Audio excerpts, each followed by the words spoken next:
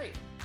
This is a quick sort of tour of experiential learning in K through 8.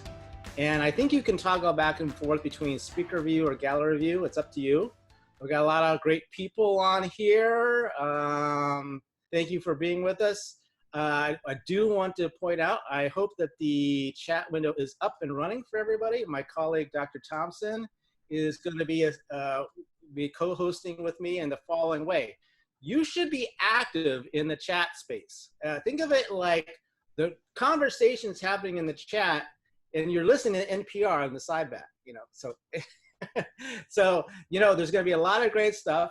If you have questions for the people who are presenting today, please type them into the window. Dr. Thompson will be reviewing those. Hopefully we'll get through these examples in the next 25 minutes or so, allowing for some Q&A after. It's really important to do that. So anyway, I'm Chris Unger. I teach a Doctor of Education program at Graduate School of Education, Northeastern University. Dr. Thompson, would you like to introduce yourself? Hi, Corliss Thompson, Northeastern University. I am an assistant dean and also an associate teaching professor in the Graduate School of Education.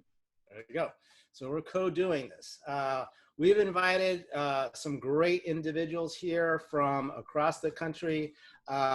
In this case, the East Coast now is being represented by Barrington Public Schools in Barrington, Rhode Island. I would assume it's about 10 degrees cooler there, but I could be wrong. Then we've got Wolf Springs Elementary School out there in the heartland, I guess you would say. Then also in the East Coast, but further, I guess, the Southeast area, is the Charlotte Lab School. So all these educators will be showcasing how they think about experiential learning in the K through 8 world. So everybody ready to rock and roll? I'm gonna kind of ping people to share as we go along here. I think I'm gonna start first and foremost with outside Kansas City. So I don't know who wants to take it, Denise or Ashley, and when you need me to share a screen, a slide, let me know and I'll do the best I can to do that. So, all right, who's gonna start it off? Uh-oh. Okay. Hi everyone, my name is Ashley Higgins. I'm a first grade teacher at Wolf Springs Elementary in Overland Park, Kansas. And I'm joined with a couple other of my colleagues here today. And I'm just really excited to share with you some of the experiences that our students have had. I did send you, Dr. Unger, a few slides if you want to pull those up. I'm going for it right now. How about that? It worked? Right. I got it? Yep. Okay, excellent. All right, so as I said, I teach first grade and I am super passionate about bringing real life experiences to our students. And so if you go to the next slide, you'll see one of my most favorite projects that we've done together. So we were studying kindness in first grade. It's one of our SEL standards. And so we focused on challenging the kids with a way to spread kindness in our community. And this led to the creation all on them of a kindness card. They wanted to create cards that people could purchase and then give to other people to spread kindness. And so we pulled in a variety of different standards, but the best part was we were able to pull in our community and partner with a local business in our community that let us bring the students in and sell the cards. So the students created these with our art teacher. They went through the whole packaging process. They went from start to finish of this whole project, and they really got to dip their hands into what it was like to create something and then really put it out there for our community to go out and purchase these cards. And then they in turn took that and they donated it to a local charity. And so just watching them dive into, they really felt like they were a part of this big movement and this big change at 6 years old was just a really unique opportunity to see. Want me to scroll to next? Yeah. Okay. Something else that we did our very first year, we are a new school, in case you're not familiar with us. is we took a field trip to a local museum that had a solar exhibit. It paired with our standards in first grade. So we took the kids there to visit the solar exhibit. And while we were there, you know, the students had fun, but it was kind of over the top of their heads for where they were at. It wasn't very hands-on. We didn't feel like when we left, they left with a lot of knowledge. So when we got back, we were reflecting on the exhibit, and the students said they wish they could have touched more and, you know, got their hands on more. And so we decided to make our own solar exhibit. So we literally turned the whole entire school into a space exhibit. So we put the students into cohorts based on voice and choice, what they were interested in.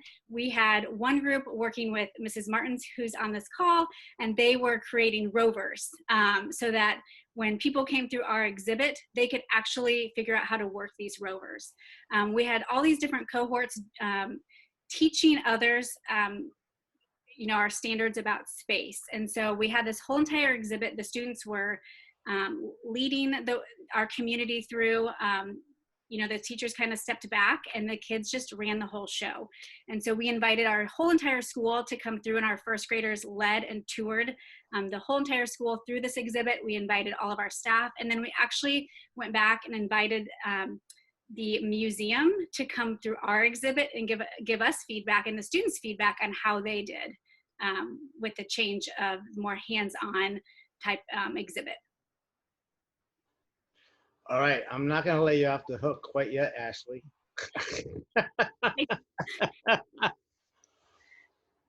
What is experiential about this, and to what end does it make a difference? Well, I just feel like both of these opportunities allowed students to get out of the school and be a part of the community. With the use of the local community that we sold our cards in, they were touching the lives of so many other people outside of our school. And the same with the solar exhibit. They got to see what it was like to go through a solar exhibit and then create their own. They were literally making almost the same exact thing in a more kid-friendly way. And I've never seen kids be more excited and more enthusiastic about and care more about doing you know, doing something in school than when it came to these projects, these experiences. Yeah, so it had external, it wasn't just a classroom experience, it reached out to the larger community, and the community came in some way. Yes, and that's what really, you know, I think that was the biggest piece was, yes, they went on and created these things and did all of this, but to actually see the community members come in, like real people from outside of our school, I think that's what made the difference. They really felt like they were reaching out beyond our school walls. Excellent.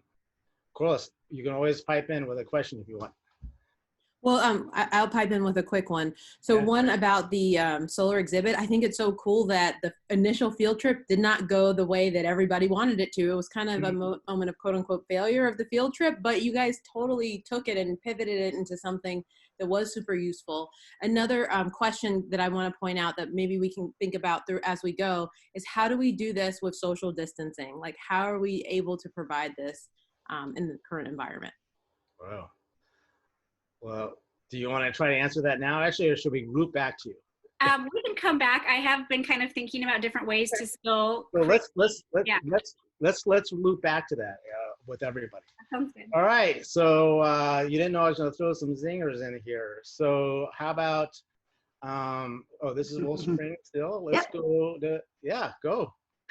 Hi, I'm with Wolf Springs Elementary School too, and we are, we had our third year. When we opened, we knew that we wanted to serve the whole child, be student-centered, and engage our community.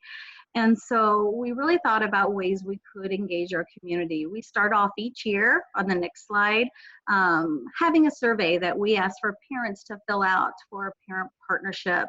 And really, it's just a way to engage our parents, and find out what are their passions, what are their expertise in, and then we have this list and we can access it year round when we need help from experts in different fields and different areas. The second thing we did is, if you go down to the next slide, we engage our community. Here are just a few of the community partners we've partnered with over the last 3 years. One in particular I'll quickly point out was we've partnered with Dave & Buster's in a unique way. They, of course, are the restaurant and they have the arcade games. And our kindergartners have force and motion standards. Everything we do is based on our state standards. And so they come in and they really engage the kids in learning about push and pull, and they bring arcade games that are broken, and they really stress to the kids, like, how can we make these arcade games better? And so our kindergartners work with experts, they work with our PE teacher on force and motion, they learn about it, and then they create their own arcade games, which again, we create a big kindergarten arcade, and Dave & Buster's comes back to our school for that as well. Another community partner that I really want to highlight is the next slide. It's with our Overland Park, Arboretum, and Botanical Gardens. The very last slide, they are really close to our school, and we're very fortunate to have partnered with them over the last couple of years.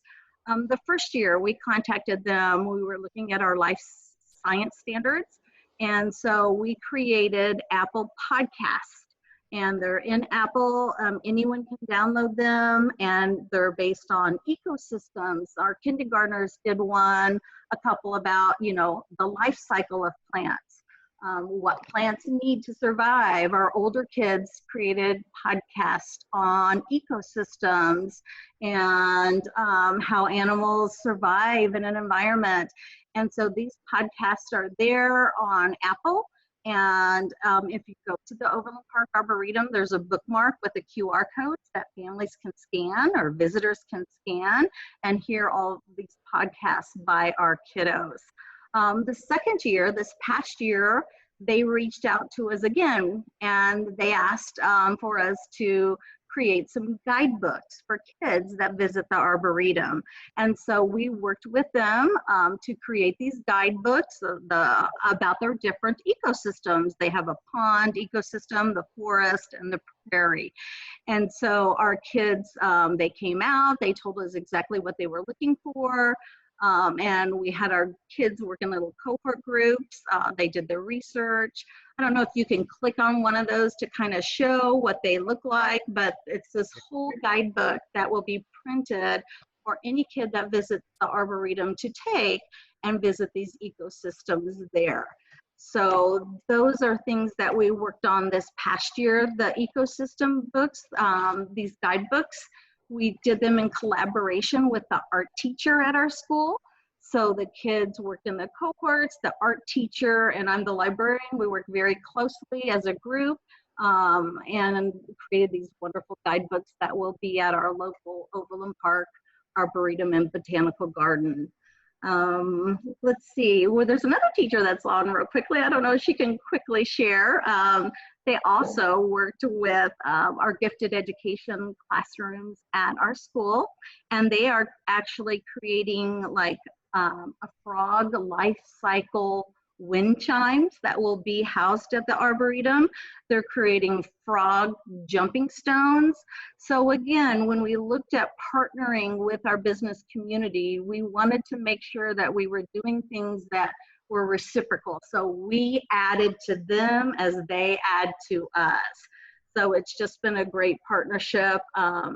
And again, one of many we've had at our school to engage our students to create those real world higher purposes for learning for our elementary kids.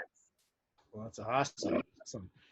Let's keep rolling here. We got a lot of, I'm going to roll down to Charlotte, North Carolina.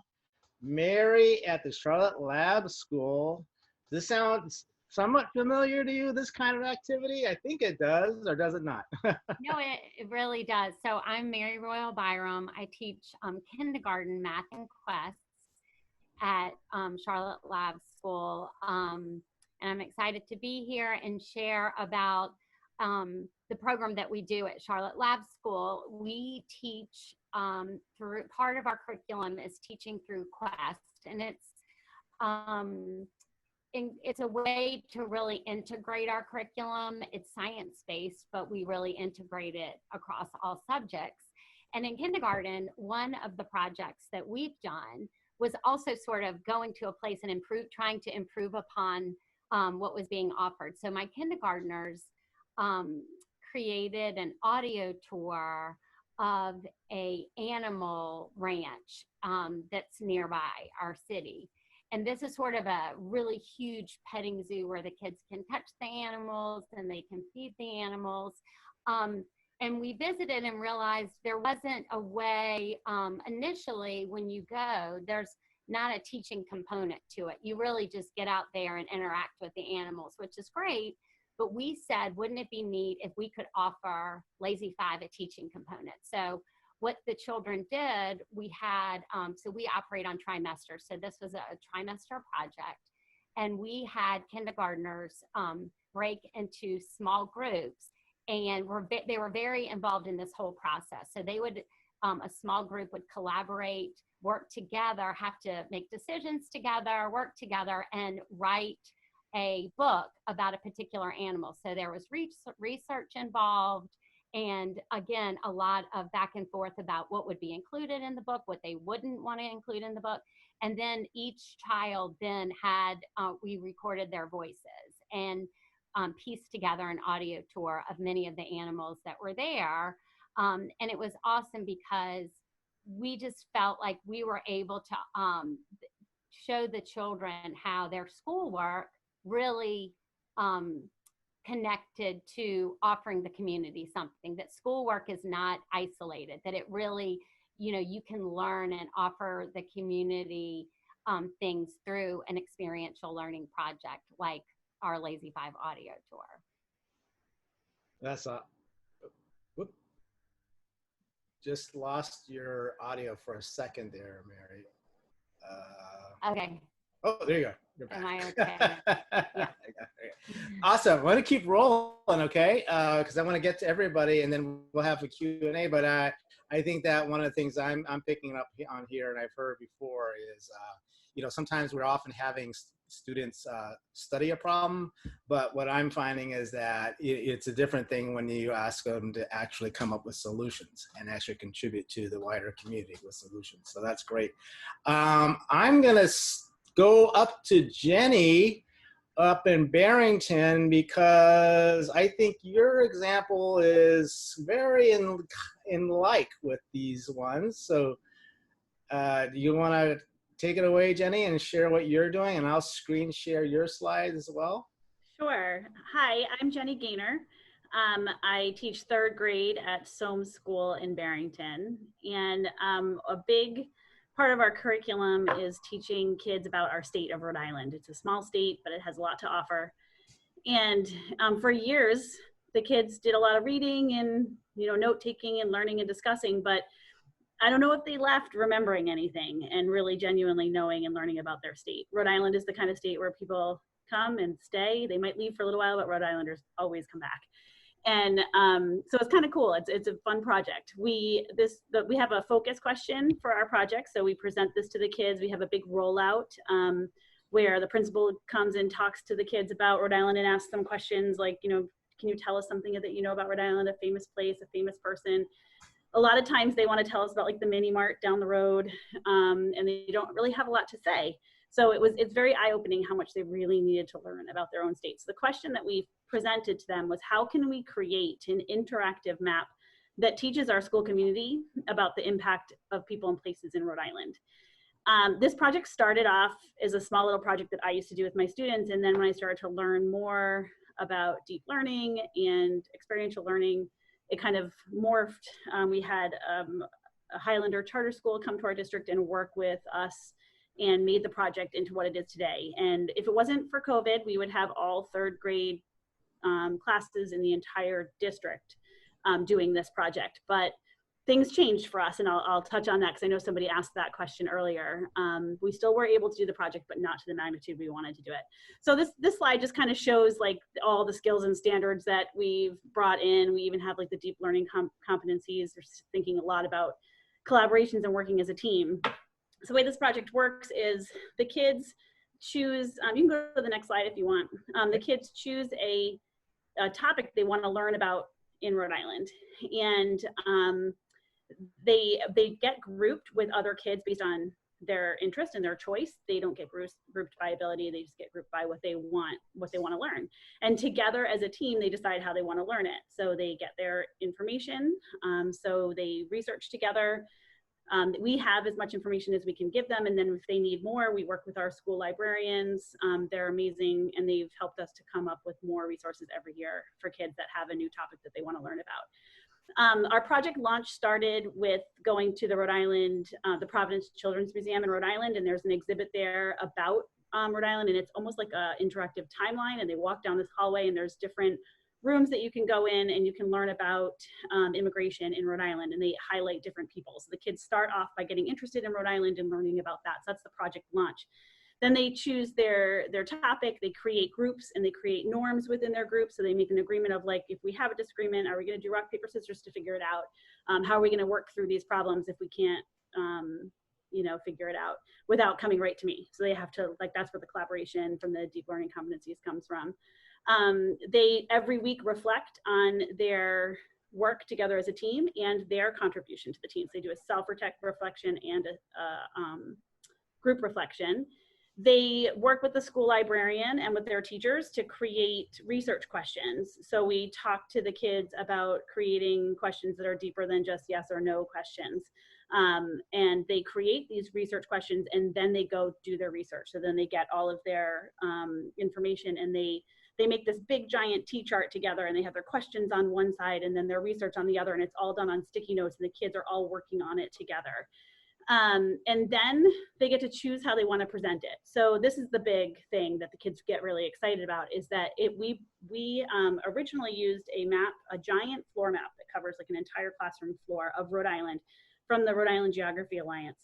And we liked it so much that we tried to get a grant to buy a map just for our district. So now we got the grant, we have this big giant map for our district, and it's supposed to get passed between all the third grade classes among all the schools in the district.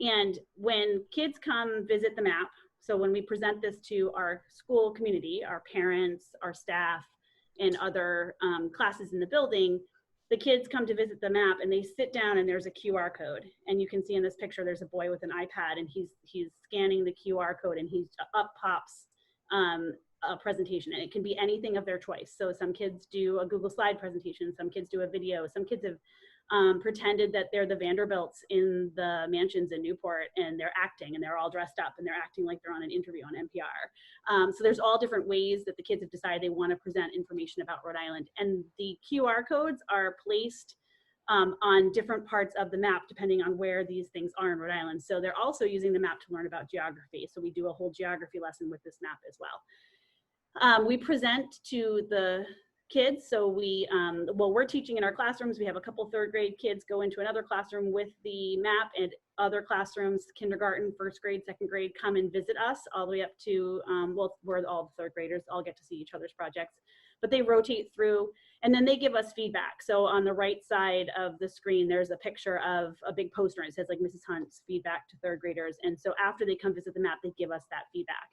And then the parents come see the map. And so we have a map night, and parents come and see it, and they can't leave until they give us an exit ticket. And so we all go back to school the next day, and we get feedback from parents about our projects. So it's just a very fun project. If you go to the next slide, we do this in the spring. So COVID happened on March 13th. We all went home, and we thought, oh my gosh, how are we going to do the Rhode Island project without a map in the school with real people? So we decided to think outside the box, and we scanned every material that we could find. Our librarians helped us. We had like an online toolbox of materials. The kids met in groups in breakout rooms or during our office hours in Zoom with the teacher.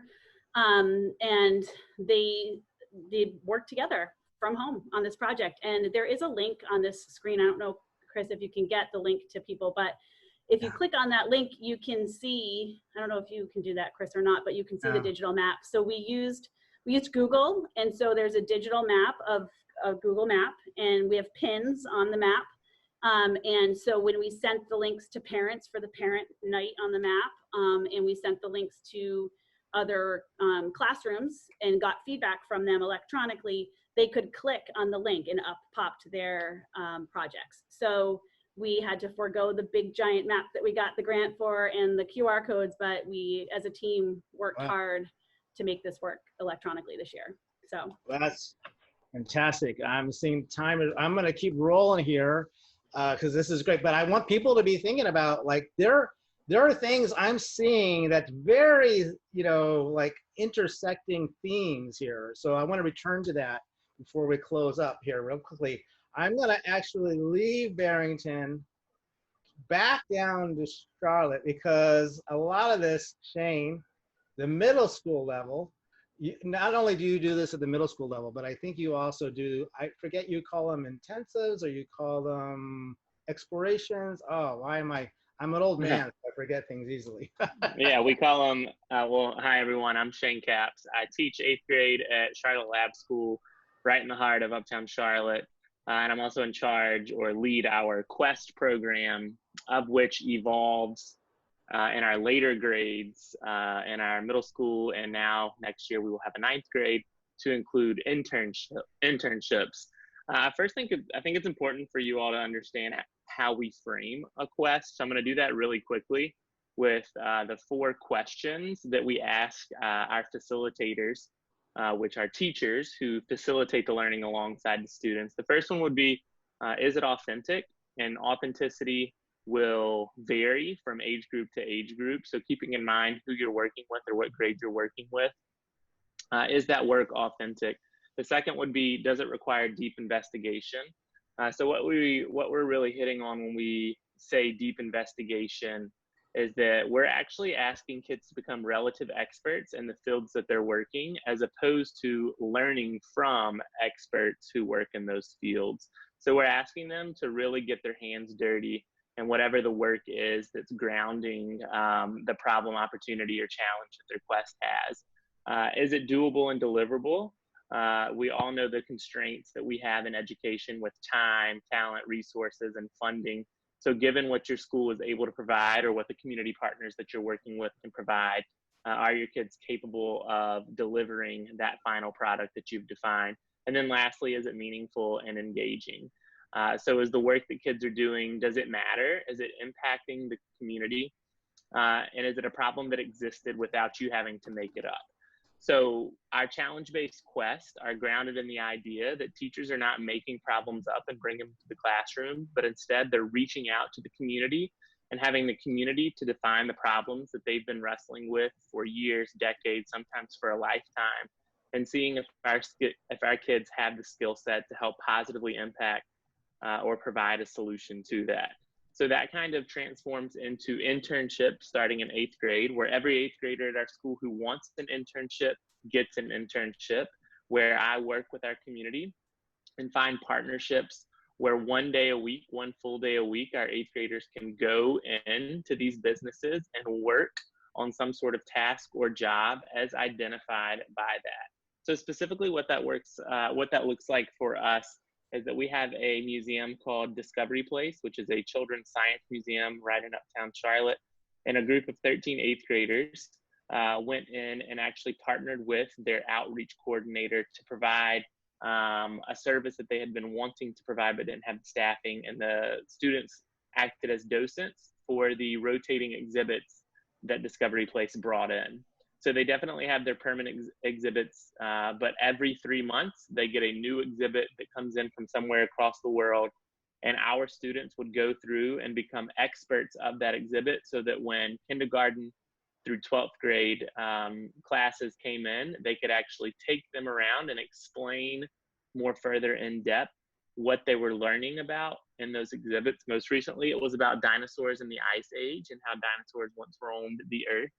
And the impact that we saw on our 8th grade interns was that they were able to develop those soft skills that are oftentimes harder for us to teach explicitly in the classroom. And we call those survival skills, which we emphasize in Quest. And these are things like creativity, critical thinking, the ability to communicate written and orally effectively.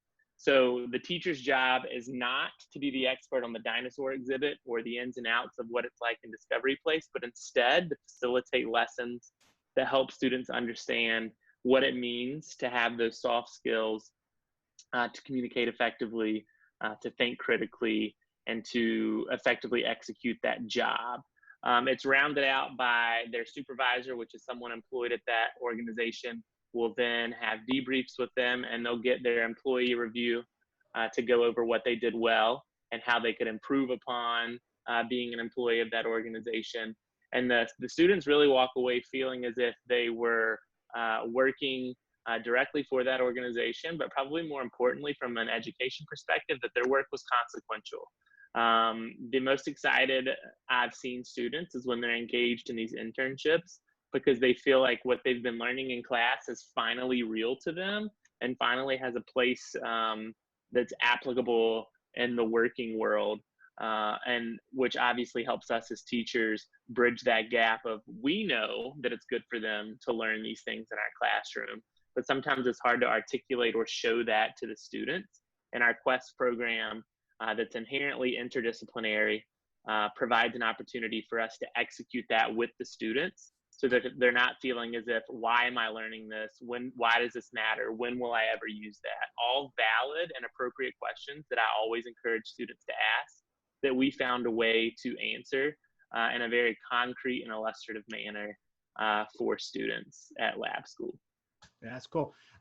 Without a lot of details, just one or two other examples. What do these different projects look like? What are a couple other ones that? So we have a children's library in Uptown called Imagine On, and they had always wanted to provide something called Tinker Time after their daily story time. So they target preschool kids or kids who are not yet in school or being homeschooled for story time. And our 8th graders went in and provided, in collaboration with the storyteller, 2 different activities that were STEM related for the preschoolers to participate in, that related to the theme of the story for that day. Another one is we partnered with a Public Market, which is a nonprofit organization that brings together restaurants and other organizations in the same building. And we helped with their social media and driving foot traffic into those stores by bringing awareness to those businesses through social media and other forms of outreach. I definitely learned a lot from, an 8th grader is far savvier with social media than I probably ever hoped to be. So we definitely assess where our students are, what their skill set is as an 8th grader, what problems or opportunities exist with partner organizations, and how those 2 things kind of converge so that they're doing real work in the real world that's affecting real people on a regular basis. Yeah. Quick question, Chris, from the chat box. Yep. Transportation. Shane, can you explain how the 8th graders get there since they can't drive? Yeah, well, they probably would tell me that they could drive, but we don't let them drive. So we have a variety of ways in which we get them to their internships, which, so we are a relatively small charter school with about 85 kids per grade level, kindergarten through 9th grade. We do not have regular access to school buses, so we can't just take the bus that's in the parking lot. So we rely on a variety of things. One, at the beginning of the school year, every child signs what we call the Universal Transportation Form, which allows them to take public transit, including buses, light rail, trolley. We ask, and on rare occasions, we will ask stay-at-home parents or parents with flexible job schedules to carpool students to a location, and we walk a lot. It is not rare for me to ask students to walk up to 2.5 miles in a day total to get where we're going and then get back to our campus. But we're fortunate in that we have a fairly solid and robust public transportation system that our students can access. Excellent. I'm going to roll over to Eric, back up to Barrington, Rhode Island. Then Eric. Hi. Yeah, so my name is Eric Altieri. I teach at Barrington Middle School, and at BMS we're really trying to push the envelope with experiential learning, and we want to be as modern as possible. So modern that we built a brand new building that opened up in the fall of 2019.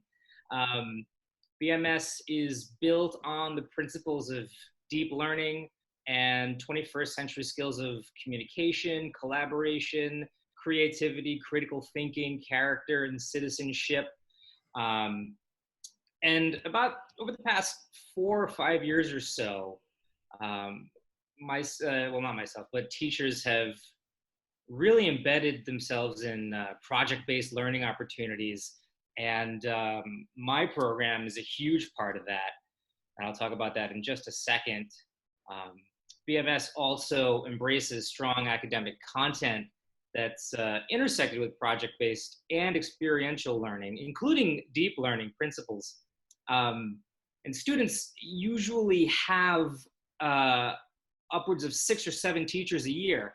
And with those teachers implementing 2 or 3 project-based learning opportunities, BMS students have anywhere between 14 and 21 PBL opportunities throughout the year. And in a lot of those projects, mine included, we incorporate the UN Sustainable Goal Initiative, which really helps them learn about how to become better global citizens. And with all that in mind, my program, which is called TV Studio, part of the new building was this brand new TV studio room that was designed to broadcast a morning show throughout the building. They've been doing this at the high school for a very long time, quite successfully. So we thought, what if we brought this down to the middle school? Could we make it work? And I was hired to really get this program rolling. I come from the film industry itself. I worked in the film industry for about 10 years on major motion pictures, and was brought to Barrington to share my experience with the kids. And my class is basically a video production class, following the hands-on learning model of CTE. And my students learn how to produce short videos using professional equipment like Sony Z150 cameras and Final Cut Pro editing software. And my favorite thing about this class is I rarely refer to my students as students. The first day of class, I say, this is a job. You guys are all video producers working for me. I'm the executive producer, and you're going to be producing content for the Barrington Middle School morning show. And when they hear that, they get so excited to have their voices heard through a medium they're familiar with. And teachers are giving them permission to do so, which they take that opportunity and run with it. And the catch is their content, their videos all have to be related to the school somehow, just to keep it all together. But they're so creative with what they come up with. They've done public service announcements about recycling during lunch. They've done news videos about overcrowded hallways and lockers not functioning properly. They've done opinion pieces about how students want more sports teams at the middle school level. With our special needs students, they're not left out. One of my students did a commercial that she shot entirely by herself for their snack cart. They go around the school selling snacks to teachers, and she shot the whole thing. 3 of our students that were particularly excited about the program came back and worked for our principal, Dr. Anderson, as the client and produced a commercial for the school. And they ran that themselves. They learned so much about project management. We used drones on the weekends, and they scheduled times to interview teachers. And there's a huge community involvement aspect to this program as well. We've hosted film festivals at the end of the trimester to invite family and friends to watch the videos that the students have worked on. We had an online Meet the Directors seminar after the We Are BMS video was finished. And we really want parents to be involved.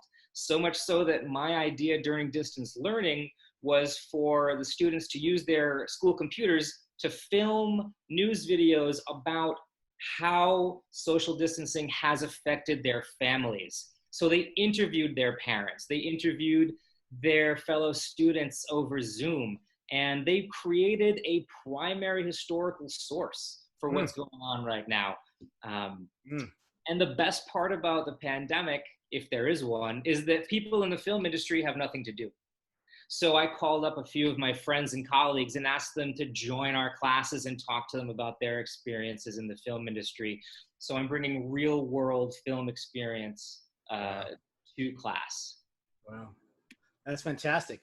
Wow, there's a lot there. I know we have a couple more minutes to go. I'm on a tight timeline here, but Corliss, is there one or two burning questions, or does anybody want to add in the chat box as well? What are some threads? I think there's some remarkable similarities across the country here. I think while people are thinking similarities, Sonia had a question. I think this was for Shane, but other people could probably speak to it as well, about student internships. Do they have internships, and how long is it? We operate off of the trimesterly schedule, so that's about 12 weeks where students are in internships. It was my philosophy that every kid that wanted an internship in 8th grade got an internship, and there were about 5% of students who opted out. And then in effect, what that looks like is that based on my experience, some kids will get placed in an internship that wasn't their first choice, but that's okay because they get an experience they might not have otherwise chosen for themselves. Great. And another basic question is about slides. People wanted access to the content, and I'm wondering the best way to get that to folks. Chris? Yeah, well, we'll collect it as much as we can, and I guess we'll get it out somehow. We'll figure it out. We are trying to make, I think, a website out of this with links as well as video. So hopefully we can include that in the website. Any other quick questions? Not seeing any other questions. I can just make a quick comment unless you have a wrap up. Yeah, I mean, I think just thinking about all of this, for me, the biggest thing is like elementary, middle school, thinking about development. I mean, as I think it was Steve was mentioning, like that, you know, there's no excuse. The youngest kids can do this work. And in terms of the thought threads that run across, I was saying, like on that research presentation about 3rd graders, I teach the same thing in graduate school, right? It's just at a different developmental level.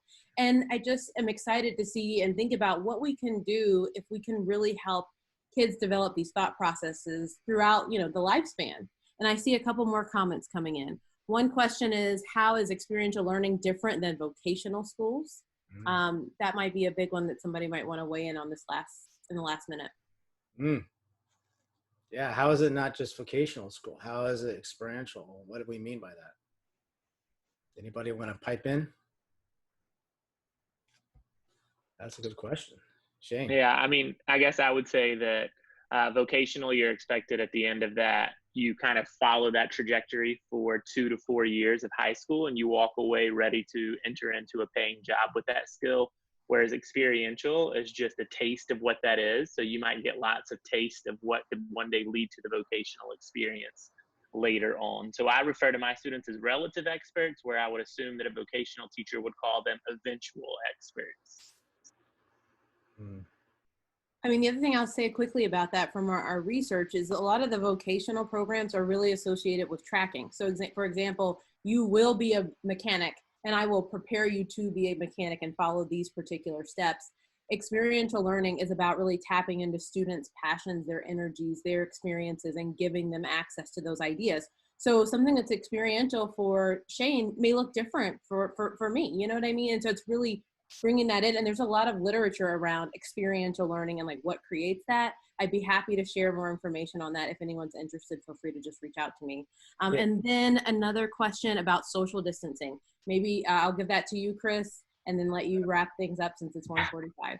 Well, I think we've heard a number of examples of social distancing here. We do have to wrap it up here, so we could probably follow up. I do want to piggyback on what Cora said. It's instead of getting trained for a job, I think what we heard from the students earlier today is how are you creating a sense of agency and an opportunity that students can actually think about what they're interested in, what they might potentially want to pursue, and how can they gain the skills to kind of be drivers of their own learning and drivers of their own future.